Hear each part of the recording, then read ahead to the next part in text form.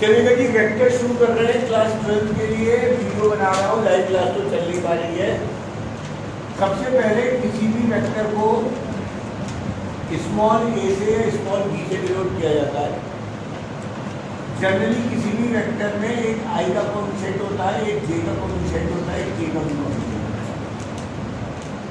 अगर किसी वेक्टर में आई जे के तीनों का कोएफिशिएंट है तो इसका मतलब वो vector X Y Z plane में है, वो vector X Y Z plane में है। अगर कोई वेक्टर केवल आई और जे के फॉर्म में है तो वो एक्स और वाई के प्लेन में है। अगर किसी वेक्टर के अंदर आई और के है तो वो एक्स जेड प्लेन में है।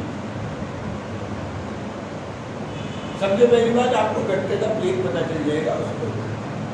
दूसरी चीज जो आपको पता लगनी है वो ये पता लगनी है किसी भी वेक्टर का मॉडुलस, इसे मॉडुलस बोलते हैं,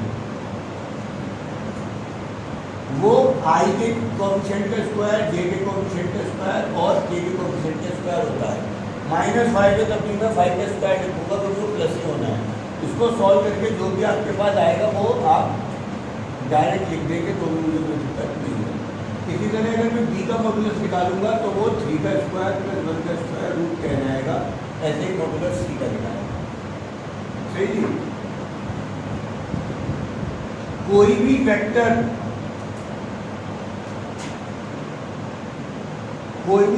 दो चीजों से मिलकर बनता है, एक उसके मैग्नीट्यूड से और एक उसकी डायरेक्शन से। ध्यान रखिएगा, ये कंसेप्ट आपके काम आएगा।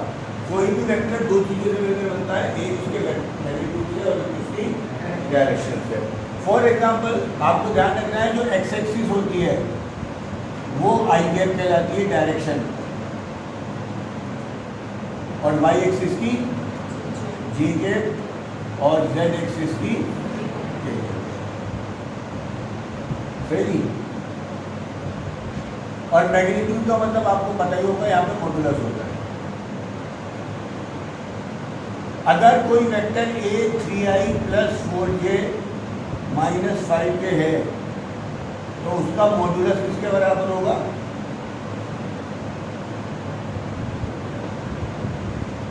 √50 5√2। तो यूनिट वेक्टर, ये बहुत काम की चीज है, यूनिट वेक्टर जो कि डायरेक्शन ऑफ द वेक्टर भी कहलाती है। आपको यूनिट वेक्टर पता होगा, कुछ चीज़ें हमें ये मान के चलता हूँ तुम्हें सब आता है, थोड़ा सा फटाफट रिवाइज कराना है। यूनिट वेक्टर जो बोर्ड में आता है जो कि डायरेक्शन ऑफ वेक्टर भी कहलाता है, वो हमेशा कहलाता है vector A upon modulus. Vector A upon modulus. जल्दी से तो आ लीजिए आगे तक का, मैं फटाफट 2 मिनट में बताता हूँ। अगर आपको कुछ लगता है तो 3i + 4j - 5k upon 5√2। Fifth option हमारे पास आना है, PQ वेक्टर हमेशा position vector of Q minus position vector of P होना है। इसका मतलब मैं बताता हूँ, जल्दी से नोट करें।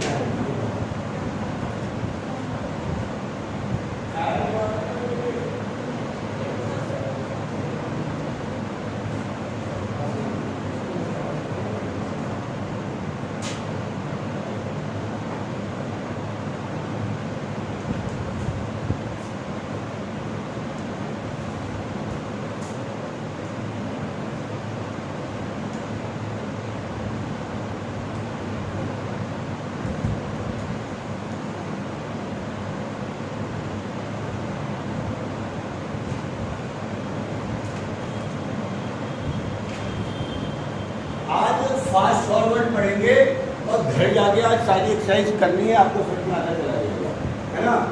वीडियो बनती रहेगी, आपको काम चलता रहेगा, मैं आपको दिक्कत नहीं आएगी। चलिएगा जी, फिफ्थ टॉपिक आपका, 6th टॉपिक मैंने करा दिया। बहुत आसान है, a + 2b निकालना है तो 2i + j - 3k 2 की मल्टीप्लाई कर देंगे, b से मैं डायरेक्ट कर रहा हूँ 10i - 2j + 4j। आई से आई ऐड होगा 12i, जे में जे ऐड होगा -j। यह आंसर है। अगर मुझे 2a - 3b निकालनी है तो पहले 2b से मल्टीप्लाई फिर 3b से multiply. 4i plus 2j minus 6k,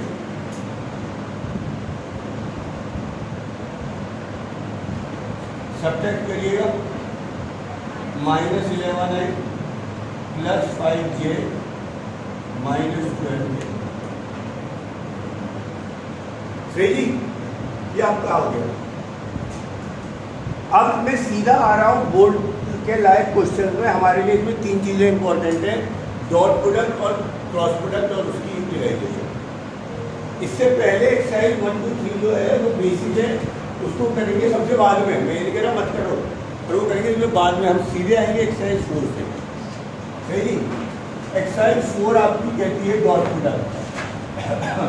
most probably आपका सारा आंसर यही से आ रहा है, सारा कुछ नहीं जा रहा है।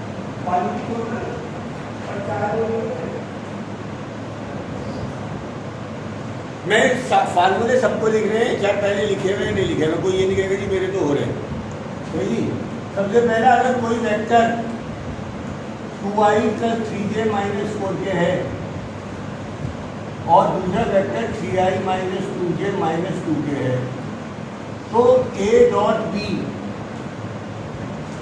2 इंटू 3 6 माइनस 6 प्लस k, एक आंसर आएगा।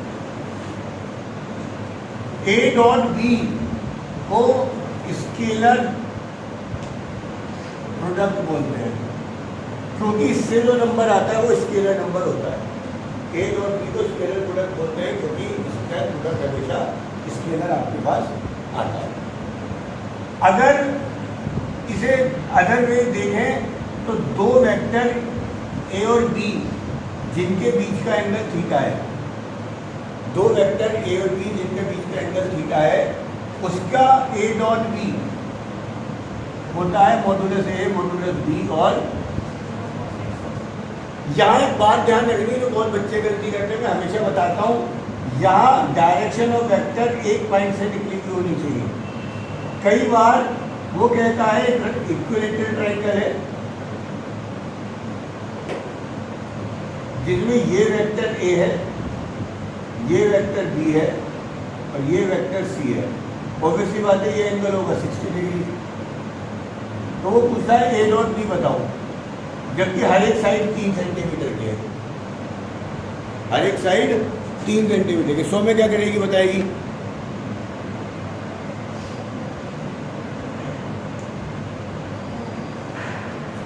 अरे a डॉट b का फार्मूला a का मॉडुलस b का मॉडुलस और a का मॉडुलस मतलब उसकी लेंथ 3 इंटू 3, थीटा कितना? अब ध्यान रखना है कि 60 नहीं होना है। वजह क्या है, आप इस पॉइंट पर दो प्रोडक्ट ढूंढ रहे हैं, इस पॉइंट पर C पर ही तो दोनों वेक्टर मिल रहे हैं, तो दोनों वेक्टर यहाँ से बाहर जाने चाहिए। यहाँ ये वेक्टर A पे खत्म हो रहा है, ये बाहर जाएगा और ये वाला एंगल 120 आएगा, तब आपका आंसर मिलेगा।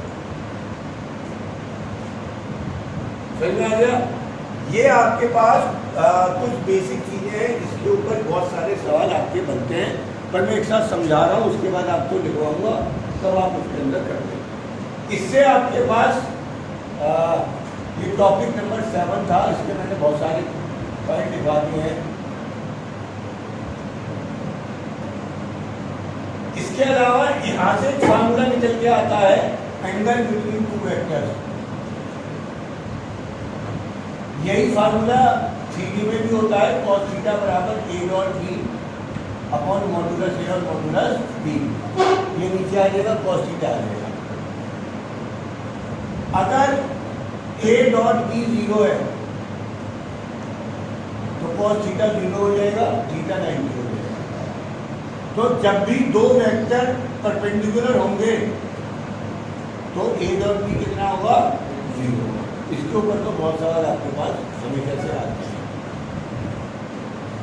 इसके बाद आपके पास प्रॉपर्टीज आती है जिनका यूज एक्सरसाइज 4 और 5 में होता है। वो प्रॉपर्टीज कहती हैं हमारे पास, सबसे पहली a डॉट b हमेशा b डॉट a होता है, a डॉट b हमेशा b डॉट a होता है। दूसरा दूसरा कहता है कि ये सबसे ज्यादा यूज होता है किसी भी वेक्टर के स्क्वायर उसके मॉडुलस के स्क्वायर, यानी ध्यान रखिएगा a प्लस b का square modulus of a plus b के स्क्वायर के होगा, अगर ये माइनस है तो ये माइनस b। ये बहुत इंपॉर्टेंट प्रॉपर्टी है, पहले आप उतारिएगा, मुझे नहीं पता जगह कितनी बची है कितनी नहीं बची है, उसका रखा